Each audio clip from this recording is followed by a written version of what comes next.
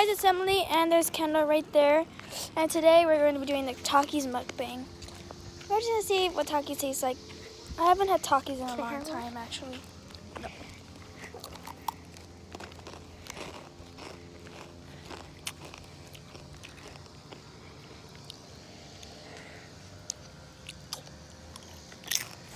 I mean, like, I haven't tasted them in a long time.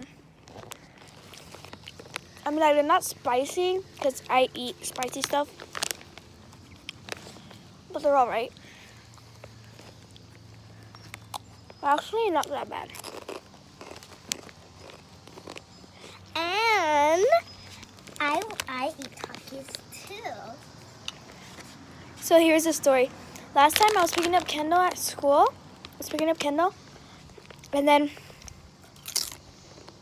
she was taking forever. I was like, what's taking forever? What's taking so long? And she's like, sorry, I was getting TAKIS for my friend. I'm like, but by the way, they're not that bad. Okay, guys, I was talking about mukbang. I'll probably do some later. Peace out, guys.